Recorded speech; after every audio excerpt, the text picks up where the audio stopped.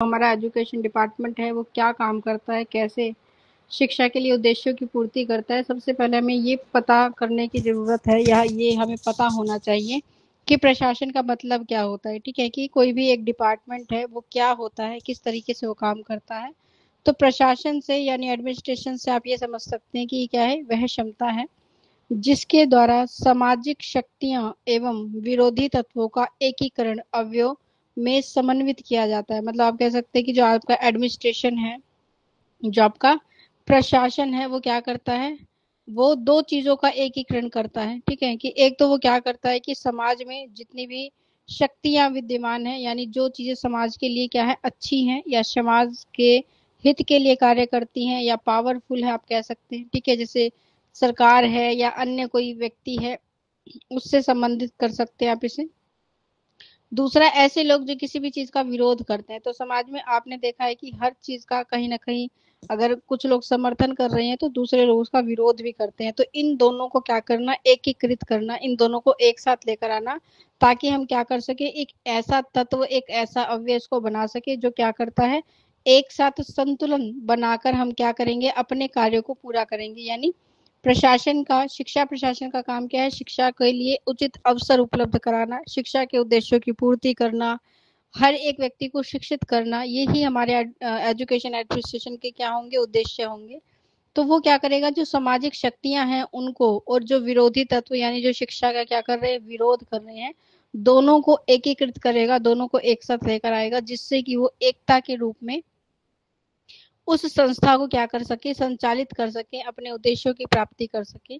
तो प्रशासन क्या है, एक साधन है, मतलब एक सोर्स है। ठीक है, और ये साध्य बिल्कुल भी नहीं है। मतलब ऐसा नहीं है कि आप इसको एक,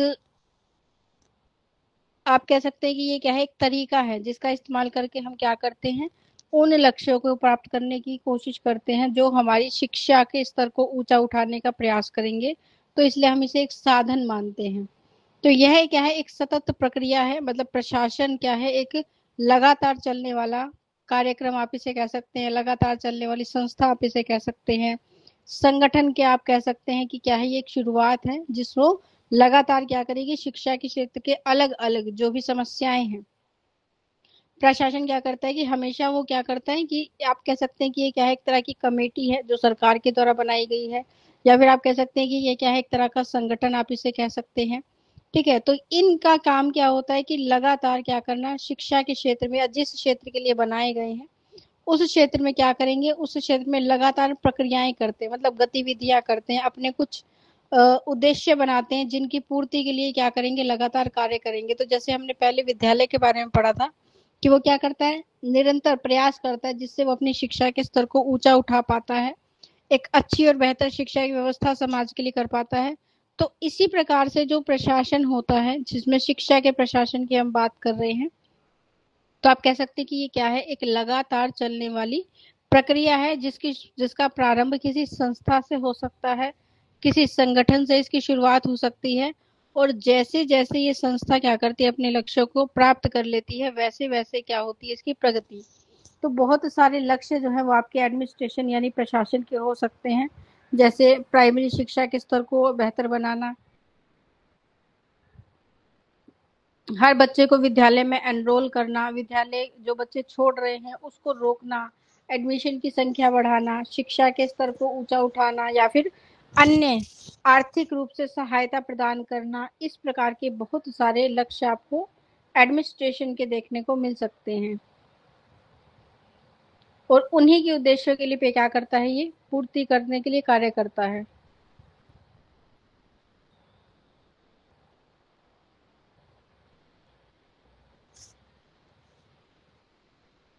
तो प्रशासन को इंग्लिश भाषा में हम क्या कहते हैं कि ये क्या है, एडमिनिस्ट्रेशन है। आप कह सकते हैं कि ये क्या है, इस शब्द का पर्यायवाची है। एडमिनिस्ट्रेशन शब्द क्या है, जिसकी उत्पत्ति लैटिन भाषा से हुई है, और इसको हम क्या कहते हैं, इसकी मूल शब्द की जो उत्पत्ति है वो मिनिस्टर से हुई है। मिनिस्टर का अर्थ है सर्विस टू अदर, जिसमें हम क्या करते हैं कि दूसरों की सेवा का भाव आप कह सकते हैं, दूसरों के लिए सेवा करने का उद्देश्य आप कह सकते हैं। उस आधार पर हम क्या करते हैं, इस शब्द को जो है एडमिनिस्ट्रेशन के रूप में लेकर आते हैं। तो आप कह सकते हैं कि जिससे क्या है, दूसरों का कल्याण हो, इस प्रकार से। ब्रिटेनिका, ब्रिटेनिका क्या है? एक तरह की किताब है, या फिर आप कह सकते हैं ये एक तरह का ब्रिटेनिका एनसाइक्लोपीडिया है। एनसाइक्लोपीडिया एक तरह की पुस्तक होती है जिसमें क्या होता है कि हर तरह की किसी भी विषय से संबंधित सारी जानकारी जो है उसमें लिखी हुई होती है। The performance of management affair, कि ये क्या है, हमारे पास एक किताब है ब्रिटेनिका एनसाइक्लोपीडिया, उसके अनुसार वो कहते हैं जब performance of management management of affair यानी कार्यों का निष्पादन अथवा प्रबंध करने को हम क्या कहते हैं? एडमिनिस्ट्रेशन कहते हैं। ठीक है, तो एडमिनिस्ट्रेशन आप कह सकते हैं कि ये जो शब्द है इसको, इसका जो ओरिजिन है, इसकी जो उत्पत्ति है कि इसे कहाँ से लिया गया, तो जैसे हर शब्द क्या होता है कि किसी भाषा से निकल कर बना होता है, तो इसी प्रकार ये जो शब्द है ये किस भाषा का है? ये लैटिन लैंग्वेज से लिया गया है, लैटिन भाषा का है। और इसकी जो उत्पत्ति है इसको बनाया गया है किस शब्द से?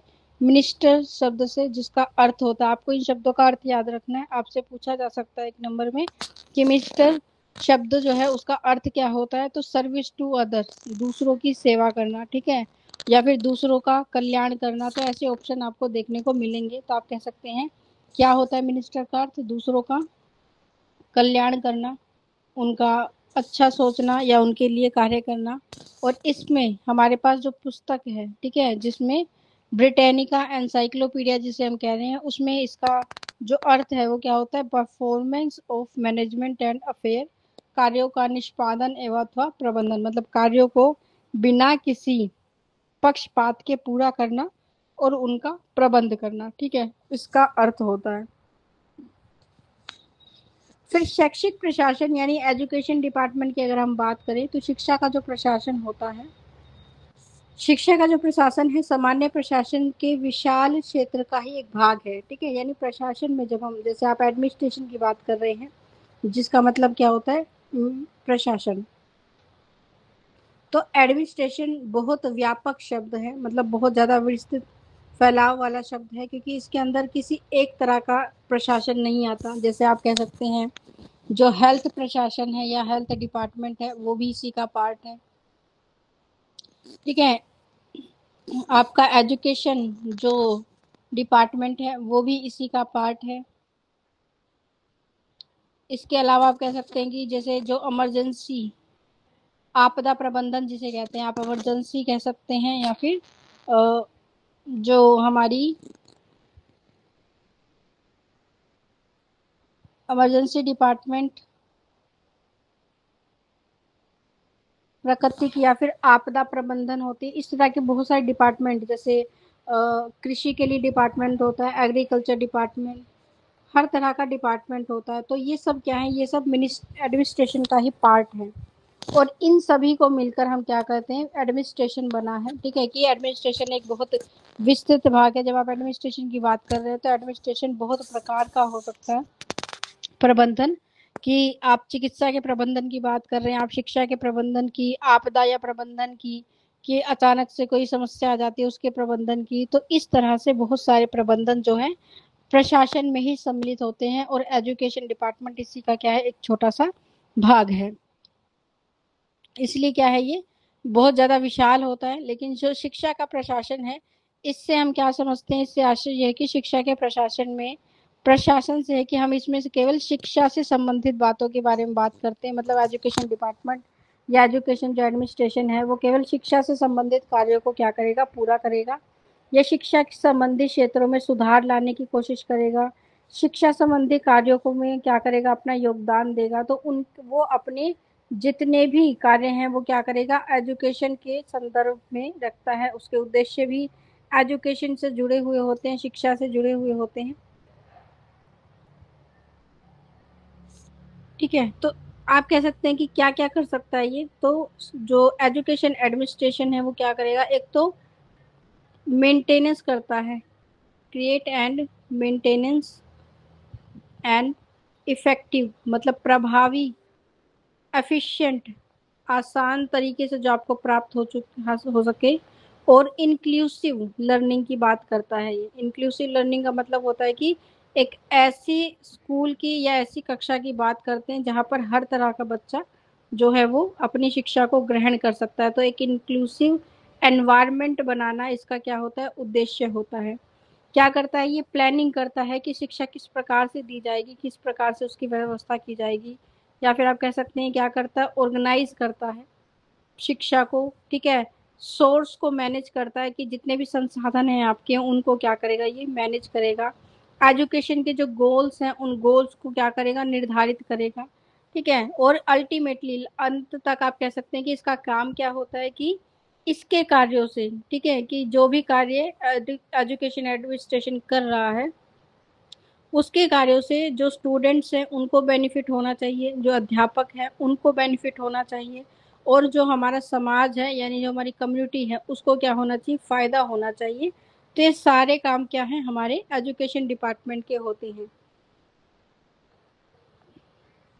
तो यह अपने समिति एवं प्राप्ति साधनों के द्वारा सीखने और सिखाने की प्रक्रिया को क्या बनाता है, प्रभावशाली बनाता है, यथाशक्ति क्या करता है, प्रयास करता है। मतलब जो भी इसकी अपनी समिति है या डिपार्टमेंट है उसमें जो भी संसाधन या साधन, जो सोर्स इसको प्राप्त होते हैं उनसे वो क्या करता है, सीखने की कोशिश करता है, सिखाने की कोशिश करता है, और अपने काम को प्रभावशाली तरीके से करने का क्या करता है, करने का प्रयास करता है, ताकि हर किसी पर इसका अच्छा प्रभाव पड़े, शिक्षा पर इसका अच्छा प्रभाव पड़े, शिक्षा में जो समस्याएं हैं उनको दूर किया जा सके। तो इसलिए क्या करता है, ये अपने आधार पर अपने संसाधनों का इस्तेमाल करके बच्चों के लिए, अध्यापकों के लिए और हमारे समाज के लिए एक अच्छी शिक्षा व्यवस्था को लागू करने का प्रयास करता है। तो शिक्षा के महत्व से समाज भली भांति क्या है, परिचित है। मतलब हर व्यक्ति को ये पता है कि शिक्षा हमारे लिए कितनी इम्पोर्टेंट है।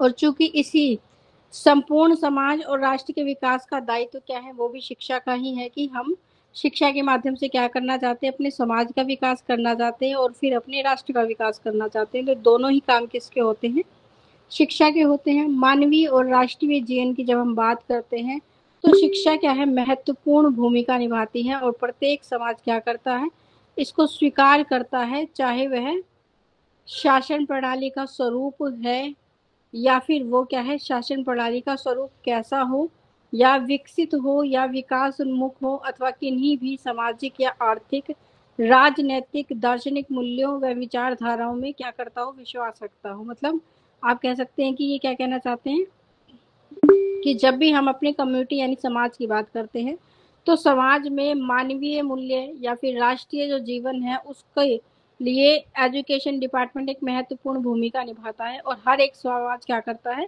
इस चीज को स्वीकार करता है। मतलब हमारी जो कम्युनिटी है वो क्या करती है, इस चीज को मानती है कि कम्युनिटी के लिए या समाज के लिए क्या होना चाहिए, एक एजुकेशन एडमिनिस्ट्रेशन होना चाहिए, ठीक है।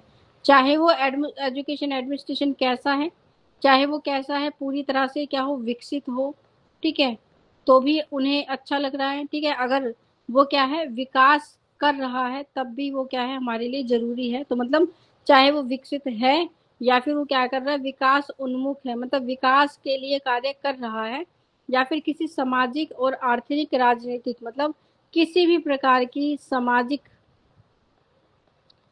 राजनैतिक,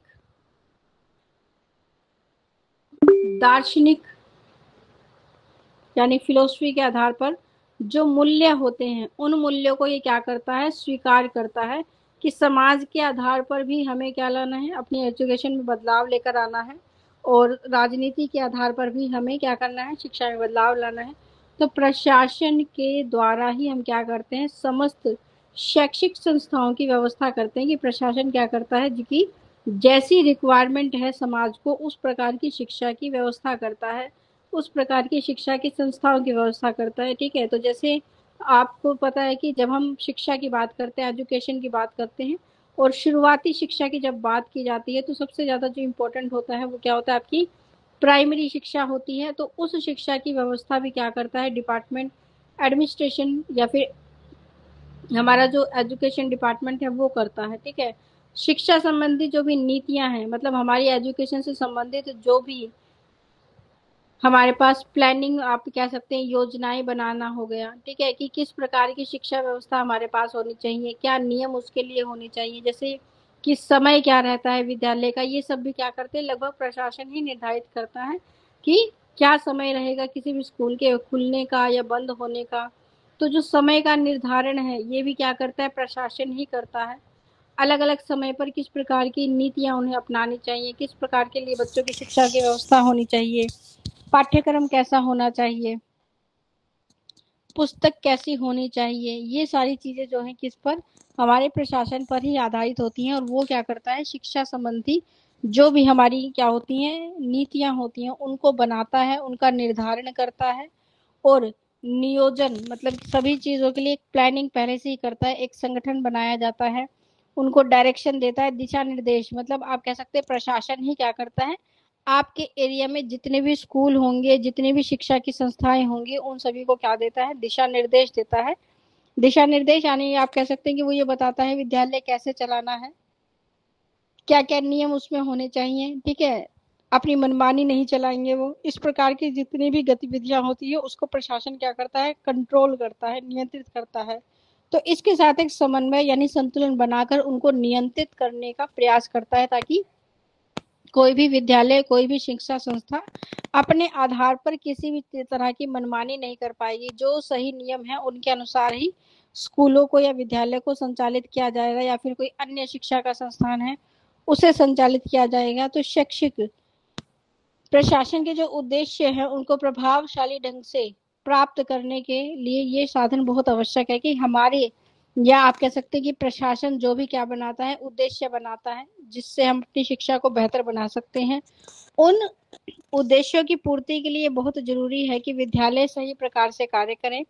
और ये ऐसा तब होगा जब आपके प्रशासन का होगा, क्या होगा, एक अपना नियंत्रण होगा उन विद्यालयों पर, आपके राज्य पर, या फिर आप कह सकते हैं कि आपके आसपास का जो एरिया है कि जहां तक भी उनकी क्या है शक्तियां काम कर सकती हैं, वहां तक क्या होना चाहिए, एक प्रभाव होना चाहिए उस संस्था का, ताकि विद्यालय अपने काम को सुचारू प्रकार से चला सके और हम एक बेहतर और अच्छी शिक्षा व्यवस्था को क्या कर सके, समाज के लिए तैयार कर सकें। फिर शैक्षिक प्रशासन के लिए कुछ परिभाषाएं हमारे पास दी हुई हैं कि शिक्षा के प्रशासन को या फिर एजुकेशन डिपार्टमेंट को हम किस प्रकार से क्या कर सकते हैं, परिभाषित कर सकते हैं। और अगर आपको इसी परिभाषा के बारे में बताना पड़ जाए तो आप कैसे इसको डिफाइन करेंगे, कैसे आप इसको परिभाषित करेंगे। तो शिक्षा के प्रशासन की कुछ प्रमुख परिभाषाएं हमारे पास हैं। सबसे पहले डॉक्टर S.N. मुखर्जी जी के द्वारा ये परिभाषा दी हुई है, जिसमें वो ये कहते हैं कि शिक्षा का जो प्रशासन है वस्तुओं के साथ साथ मानवीय संबंधों की व्यवस्था करने से संबंधित है। ठीक है, कि शिक्षा का प्रशासन क्या होता है कि हमारा जो एजुकेशन का डिपार्टमेंट है, या फिर आप कह सकते हैं जो एजुकेशन एडमिनिस्ट्रेशन है, इसका काम क्या होता है कि ये क्या करेगा, वस्तुओं की व्यवस्था कर रहा है। ठीक है, तो अब इन वस्तुओं में क्या आता है, इन वस्तुओं में दो प्रकार की वस्तु आती है। जैसे हमने विद्यालय के समय में बात की थी कि विद्यालय में हर एक चीज को, हर एक तत्व को हम एक ही स्थान पर लेकर आते हैं। और इसमें सबसे ज्यादा जो जरूरी चीजें होती हैं वो क्या होती है, व्यवस्थाएं होती हैं, या फिर आप कह सकते हैं सुविधाएं होती हैं विद्यालय में जो होनी चाहिए, कि आप लाइब्रेरी की सुविधा दे रहे हैं बच्चों को, लैब की सुविधा है, क्लासरूम है, पीने की पानी की सुविधा है, बाकी सारी चीजें जो भी विद्यालय में आपको उपलब्ध कराया जाता है। उसके अलावा आप क्या करते हैं, मानवीय संबंधों की व्यवस्था भी की जाती है कि मानवीय जो संसाधन है, मानवीय जो लोग हैं, जैसे अध्यापक के साथ विद्यार्थी का जो संबंध है, अध्यापक के साथ जो हमारे प्रधानाचार्य हैं उनका संबंध है, अध्यापक के साथ माता पिता का या स्कूल के साथ माता पिता का जो संबंध है, वो क्या कहलाता है, हमारे मानवीय संबंधों की व्यवस्था से संबंधित है। तो इसलिए हम कहते हैं कि व्यक्ति को मिलजुल कर एक साथ मिलजुल कर अच्छा कार्य करने से संबंधित जो है काम इस श्रेणी में रखे जाते हैं। तो वास्तव में आप कह सकते हैं कि इसका संबंध मानवीय जीवों की अपेक्षा अधिक, मानवीय जीवों से अपेक्षाकृत अधिक है और अमानवीय चीजों से कम। मतलब आप कह सकते हैं कि एडमिनिस्ट्रेशन हमेशा ये कोशिश करता है कि बच्चों को क्या है, अच्छी व्यवस्थाओं के आधार पर सबसे ज्यादा अच्छा क्या है कि उन्हें जो अध्यापक है, जो टीचर है, जो उन्हें सिखा रहे हैं, वो व्यक्ति कैसे होने चाहिए, वो ज्यादा अच्छे और अनुभवी होने चाहिए। व्यक्ति योग्य होने चाहिए, तो उनकी योग्यता का क्या होना चाहिए, एक क्राइटेरिया होना चाहिए कि हम हर व्यक्ति के लिए या अध्यापक के लिए क्या योग्यता की श्रेणी है उसको निर्धारित कर सकते हैं। तो एडमिनिस्ट्रेशन क्या कहता है कि संसाधन एक समय पे बिल्कुल हो सकता है आपके पास कम है, लेकिन जो सिखाने वाला व्यक्ति है यानी जो अध्यापक है उसमें किसी प्रकार का कॉम्प्रोमाइज नहीं किया जाना चाहिए। तो उसके साथ मतलब वो कह रहा है कि जो मानवीय संसाधन है हमारे लिए वो क्या है ज्यादा जरूरी होते हैं, ज्यादा इंपॉर्टेंट होते हैं, क्योंकि वो आपको हर तरह की कोशिश कर सकता है, हर तरह का प्रयास करेगा सिखाने का। ठीक है, तो इसलिए मानवीय संसाधन की एक बार आपके पास क्या है सोर्स नहीं भी उपलब्ध है, संसाधन नहीं है, वस्तुएं नहीं है, लेकिन जो व्यक्ति सिखाना चाहता है, जो व्यक्ति आपको क्या करना चाहता है बताना चाहता है, वो आपके लिए क्या करेगा उस चीज की व्यवस्था किसी न किसी प्रकार से कर ही देगा।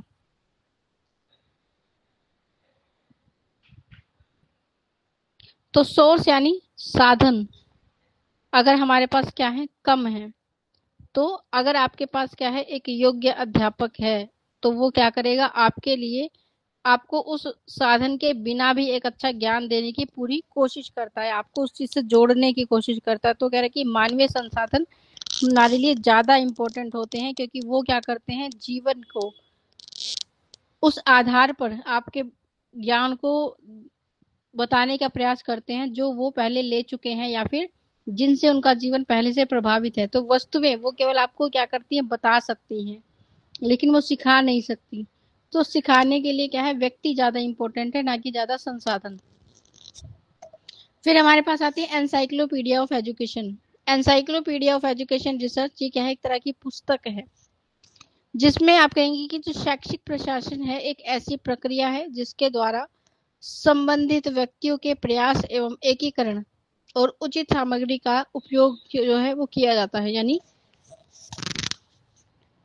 कि जब हम बात कर रहे हैं किसकी परिभाषा की, ठीक है, कि हमने कहा था कि परिभाषा के आधार पर, तो एक परिभाषा हमारे पास किसके द्वारा दी हुई है एनसाइक्लोपीडिया ऑफ एजुकेशनल रिसर्च के द्वारा, जो ये कहता है कि क्या है जो हमारा एजुकेशन एडमिनिस्ट्रेशन है वो क्या है एक तरह का प्रोसेस है, एक तरह की प्रक्रिया है, ठीक है, जिसके द्वारा हम क्या करते हैं जिससे संबंधित व्यक्तियों के प्रयास का एक एकीकरण होता है उचित सामग्री का उपयोग करके। यानी इसके द्वारा हम क्या कर रहे हैं व्यक्ति का एकीकरण कर रहे हैं, मतलब व्यक्ति को क्या कर रहे हैं एकीकृत कर रहे हैं। एकीकृत करने का मतलब उसे एक जगह पर जो हमने क्या कर लिया इकट्ठा कर लिया, संग्रहित कर लिया आप कह सकते हैं। और इसके साथ साथ क्या करते हैं ये व्यक्ति क्या करेगा उचित सामग्री का इस्तेमाल करेगा किसके लिए आपको सिखाने के लिए। तो आप कह सकते हैं कि ये व्यक्ति जिनको हम एकीकृत कर रहे हैं संग्रहित कर रहे हैं, संग्रहित मतलब एकत्रित कर रहे हैं, वो क्या हो सकते हैं वो अध्यापक हैं। और अध्यापक क्या करता है आपके लिए सामग्री का इस्तेमाल करता है आपको सिखाने के लिए, जिससे जिससे क्या होगा मानवीय गुणों का समुचित विकास होगा। मतलब किसी व्यक्ति के अंदर जो भी गुण होंगे उन गुणों को विकसित करने में क्या करेगा ये आपकी सहायता करेगा। एक परिभाषा आपके पास आती है ग्राम बेफुलर के द्वारा, जो ये कहते हैं कि शिक्षक प्रशासन यानी शैक्षिक प्रशासन का उद्देश्य योग्य छात्रों को योग्य शिक्षक के द्वारा उचित शिक्षा ग्रहण करने के लिए इस प्रकार सक्षम बनाना है जिससे कि वे सीमित संसाधन के अंतर्गत भी क्या हो सके प्रशिक्षित हो सके और अधिक से अधिक जो है उनको लाभ प्राप्त हो। यानी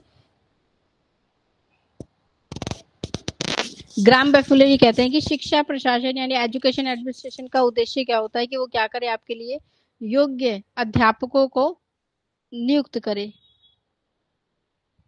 योग्यता के आधार पर क्या होंगे अध्यापकों को नियुक्त किया जाएगा। ठीक है, तो अध्यापक कैसा होना चाहिए अनुभवी होना चाहिए, योग्य होना चाहिए, कौशल युक्त व्यक्ति होना चाहिए, मतलब उसके अंदर क्या हो स्किल हो, कौशल पूर्ण आप कह सकते हैं व्यक्ति होना चाहिए। तो ये सारी शैक्षिक योग्यता होनी चाहिए, मतलब शिक्षा के आधार पर भी वो कैसा हो योग्य हो, कि जो एक क्राइटेरिया होता है कि जैसे आप मानते हैं कि इतने कोई +2 पास है या उसके पास कोई ट्रेनिंग लेनी चाहिए, तो इस प्रकार की जो योग्यता है उसको हम क्या कर सकते हैं निर्धारित कर सकते हैं। और अध्यापक क्या करता है उचित शिक्षा ग्रहण करने के लिए इस प्रकार से हमें क्या बनाता है सक्षम बनाता है, जिससे हम क्या कर सकते हैं सीमित साधन, मतलब अगर आपके पास क्या है संसाधन कम है फिर भी हम क्या कर सकते हैं एक अच्छी शिक्षा की व्यवस्था कर सकते हैं उस अध्यापक के द्वारा जो आपको ज्यादा से ज्यादा सिखाने की कोशिश करेगा, ज्यादा से ज्यादा आपको लाभ देने की कोशिश करेगा और आपको बेहतर शिक्षा का स्तर जो है वो लेकर आएगा, ताकि आपका विकास जो है वो पूर्ण रूप से हो।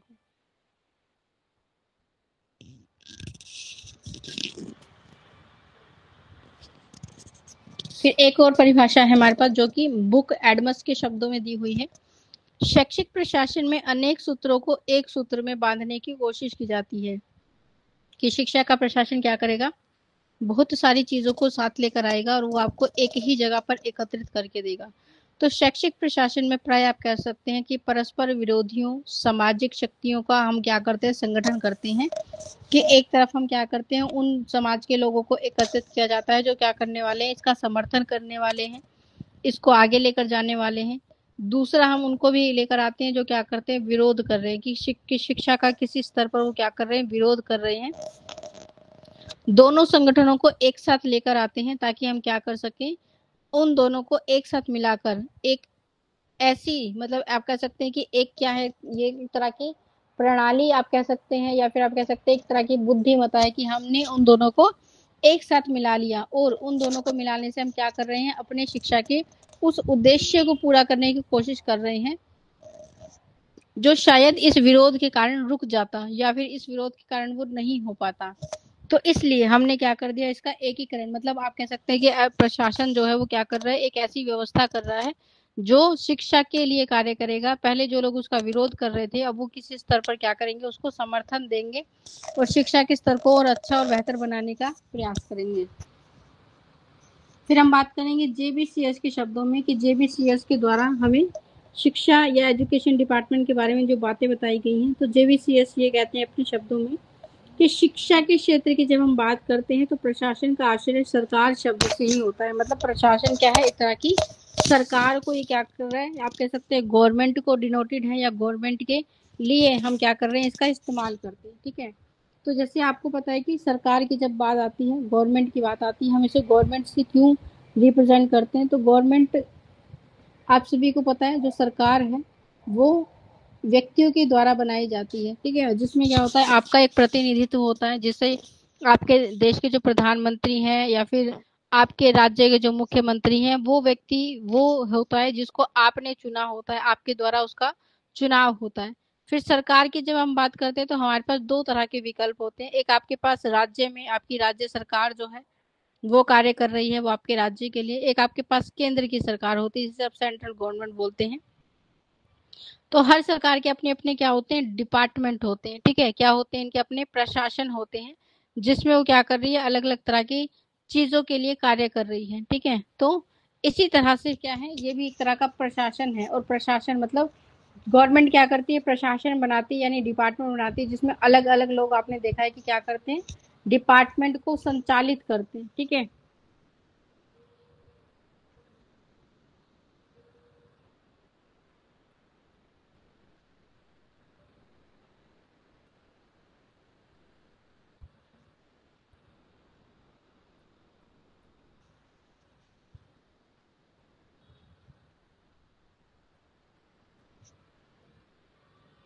और इस प्रशासन के अंतर्गत आप देखेंगे बहुत सारी व्यवस्थाएं आ जाती हैं, बहुत सारे डिपार्टमेंट आपके पास आते हैं। तो एडमिनिस्ट्रेशन में हम मेनली बात करते हैं कि वो क्या करेंगे, आपकी सरकार के द्वारा कुछ डिपार्टमेंट बनाए जाते हैं। ठीक है, जो अलग अलग, मतलब आपका जो पूरा देश है, पूरा जो राष्ट्र है, उसको संचालित करने के लिए हम छोटे छोटे भागों में उसको क्या कर रहे हैं, डिवाइड कर रहे हैं, बांट रहे हैं। तो कुछ प्रशासन हम बनाएंगे किसके लिए, जैसे आपकी राज्य स्तर पर एजुकेशन डिपार्टमेंट बनाया जाएगा, पब्लिक एडमिनिस्ट्रेशन हो सकते हैं। ठीक है, प्रशासन के आधार पर आप बोलेंगे तो बहुत सारे, जब प्रशासन की हम बात करते हैं तो आपके पास प्रशासन के बहुत सारे रूप हो सकते हैं।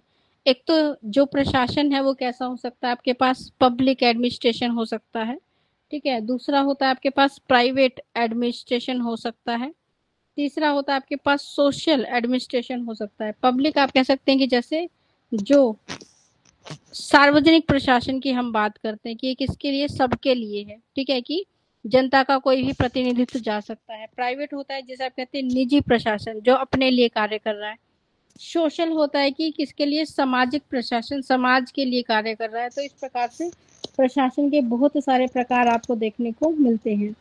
पब्लिक एडमिनिस्ट्रेशन में आप कहेंगे कि एक ऐसा, ये सरकार के द्वारा संचालित भी हो सकता है। ठीक है, कि सरकार के द्वारा बनाया गया हो, या फिर आप कह सकते हैं कि एक ऐसा है सभी के लिए सार्वजनिक भी हो सकता है। और इसमें आप कह सकते हैं कि सरकार की नीतियां जो है उनको कैसे चलाया जाएगा, सार्वजनिक व्यवस्थाएं क्या है, उनको जन कल्याण के बारे में जो है ये कार्य करते हैं। ठीक है। फिर निजी प्रशासन की आप बात करते हैं तो जैसे बहुत बड़ी बड़ी कंपनीज के बारे में आपने सुना होगा, जो कंपनीज होगी, व्यवसाय, या फिर आप कह सकते हैं जो बिजनेसमैन हो गए, उनको हम इसमें शामिल करते हैं। ठीक है। तो निजी संगठन में आप कह सकते हैं कि इसका उद्देश्य क्या होता है कि लाभ कमाना, पैसे कमाना। ठीक है। जबकि इसका उद्देश्य क्या होता है, जन कल्याण, कि हम इसमें लोगों के कल्याण के बारे में, यानी सरकार या पब्लिक के द्वारा कोई डिसीजन अगर लिया जाएगा तो ये सोचकर लिया जाएगा कि सरकार को या फिर हमारे देश की जनता को इससे क्या लाभ होने वाला है, तो ये जन कल्याण के लिए होता है।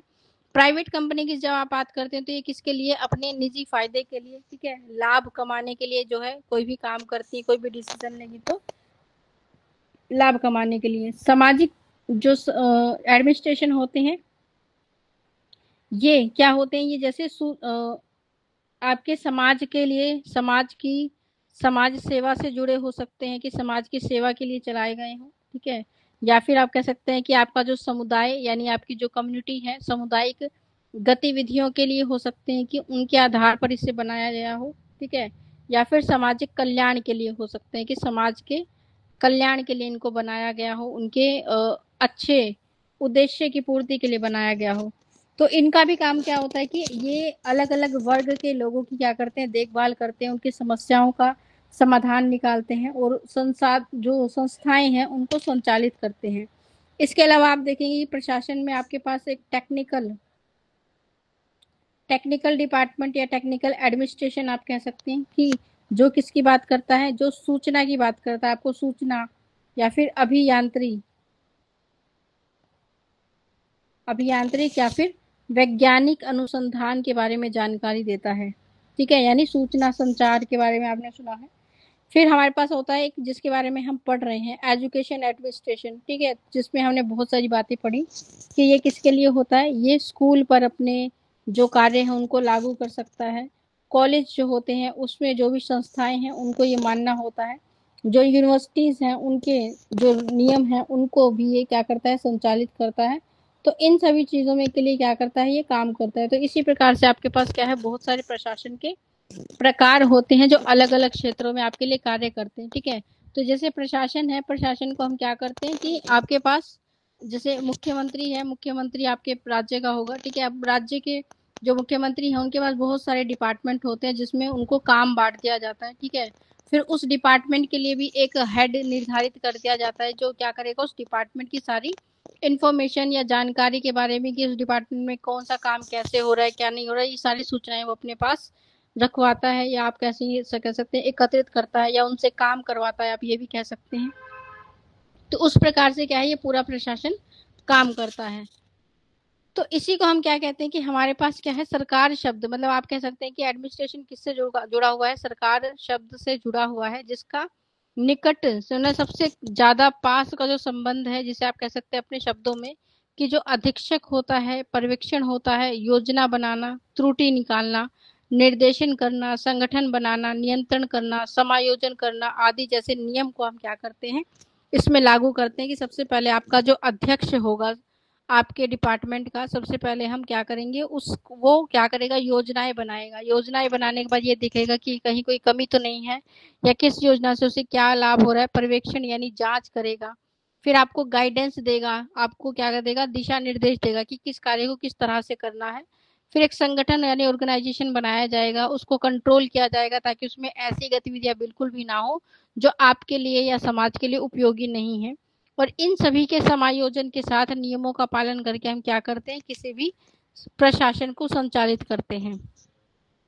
तो शैक्षिक प्रशासन की उपयुक्त परिभाषाओं का अगर आप अध्ययन करते हैं तो इससे आपको ये ज्ञात होता है कि शैक्षिक प्रशासन के अंतर्गत सभी कर्मचारियों को एक साथ, एक सहयोग की भावना के साथ क्या करना होता है, काम करना होता है। तो निर्धारित उद्देश्यों की प्राप्ति के लिए, मतलब जो भी उद्देश्य हमने अपने प्रशासन के लिए बनाए हैं, जैसे स्कूल अपने लिए, लास्ट क्लास हमने बात की थी स्कूल के लिए, तो जैसे स्कूल अपने लिए क्या बनाता है, उद्देश्य बनाता है, इसी प्रकार से जो आपका एजुकेशन डिपार्टमेंट है हमारी सरकार भी आपने देखा है कि क्या बनाती है, पहले योजनाएं बना लेती है, पहले अपने उद्देश्य बना लेती है कि आने वाले 5 सालों में हमें देश में किस किस स्तर पर कार्य करना है, किस तरह के बदलाव लेकर आने हैं, कैसे अपने देश की जीडीपी को बढ़ाना है, कैसे हमें लघु या घरेलू उद्योग को बढ़ावा देना है, कैसे शिक्षा के स्तर को, चिकित्सा के क्षेत्र में अलग कार्य करने हैं, सुरक्षा एवं प्रौद्योगिकी के क्षेत्र में कार्य करने हैं। तो ये सारी चीजें क्या है, ये आपके प्रशासन से जुड़ी हुई बातें हैं।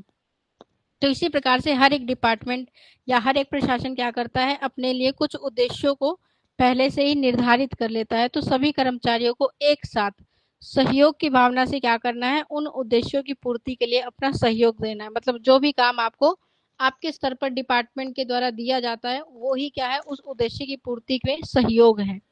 तो निर्धारित उद्देश्यों की प्राप्ति के लिए सभी व्यक्ति पूर्ण शक्ति का प्रयोग करते हैं और एक इकाई में बंद कर, मतलब एक साथ मिलकर आप कह सकते हैं कि शैक्षिक प्रशासन वास्तव में क्या है, एक ऐसी सेवा है जो व्यक्ति और समाज दोनों की उन्नति में क्या करता है, सहायता करता है। कि जो हमारा शिक्षा का प्रशासन है वो व्यक्ति की अच्छी शिक्षा व्यवस्था के लिए कोशिश करता है, जिससे व्यक्ति का व्यक्तित्व जो है बेहतर बनता है, वो उन्नति करता है। और जब व्यक्ति बेहतर होता है तो आपका समाज जो है वो भी उन्नति करता है और उसका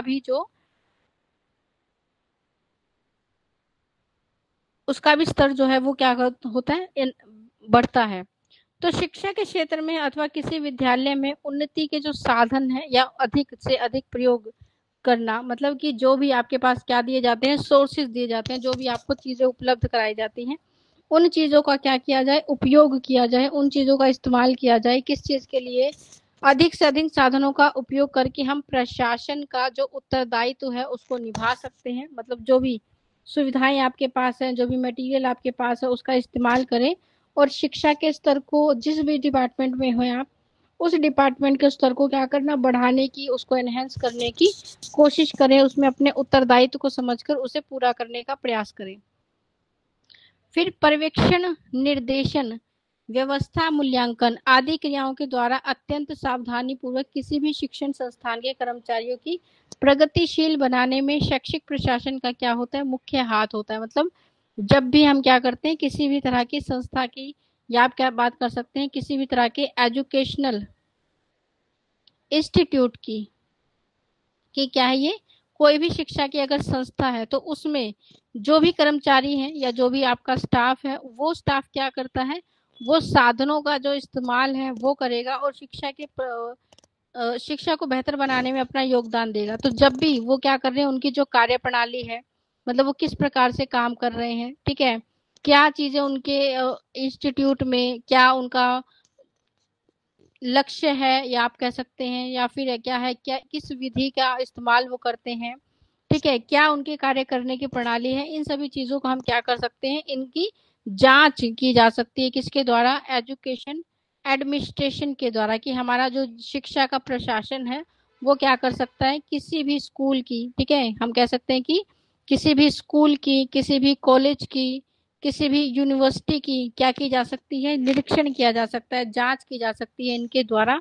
और जांच करने के बाद जैसे वहां का डाटा चेक करना कि स्कूल में कैसी गतिविधियां चल रही हैं, ठीक है, उसको क्या करना, चेक करना, उसका एनालिसिस करना, उसको जांचना, आप कह सकते हैं निरीक्षण करना या पर्यवेक्षण करना। फिर क्या करना, उस डाटा के आधार पर आपको कहीं भी अगर कोई कमी लग रही है या आपको उनकी व्यवस्थाओं में कहीं कोई समस्या दिख रही है, उन व्यवस्थाओं के आधार पर आपको क्या देना, उन्हें सुझाव देना, आप कह सकते हैं कि आप उन्हें सुझाव दे सकते हैं।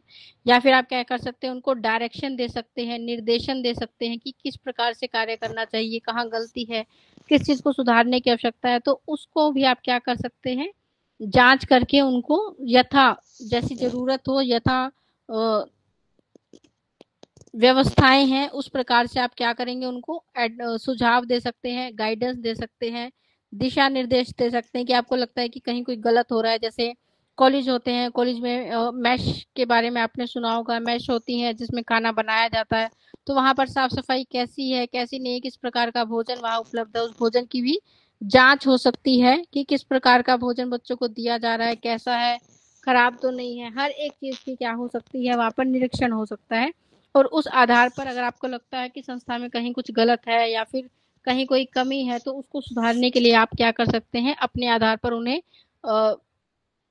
दिशा निर्देश भी दे सकते हैं, या फिर सख्ती से कोई नियम अगर लागू करना चाहिए वो नियम भी आप बना सकते हैं। तो ये सारी चीज़ें क्या कर सकती है, जो भी हमारी एजुकेशन शिक्षा प्रशासन है वो क्या कर सकती है, इसको नियंत्रित कर सकती है। तो जिस प्रकार से किसी भी शिक्षा प्रशासन में, जिले में या प्रांत में उसका अपना क्या होता है, एक उत्तरदायित्व, मतलब हर एक जगह पे जहाँ पर भी वो काम कर रहे हैं उन वहाँ के राज्य के लिए, वहाँ के समाज के लिए उनके अपने क्या होते हैं, कुछ रिस्पॉन्सिबिलिटी होती हैं। तो वे अपनी सूझबूझ का इस्तेमाल करके, अपनी कार्य क्षमताओं का इस्तेमाल करके अपने क्षेत्र को प्रभावशाली बनाने के लिए अपने कार्य को सही और दक्षता से कर सकते हैं। उसी प्रकार शैक्षिक का जो प्रशासन है वो भी शिक्षा के क्षेत्र में विभिन्न कार्य प्रणालियों के द्वारा शिक्षा के जगत को उत्तरोत्तर उन्नति प्रदान कर सकता है, मतलब उस दिशा के अंदर उन्नति प्रदान कर सकता है जिस दिशा के लिए हमें चुना गया है। शिक्षा के क्षेत्र में बदलाव लाने के लिए तो आप उसके लिए क्या कर सकते हैं, विभिन्न प्रकार के नियम प्रणालियां आप लेकर आ सकते हैं शिक्षा जगत के लिए, जो क्या करेंगी आपकी शिक्षा को या आपके कार्यों को या आपकी समस्याओं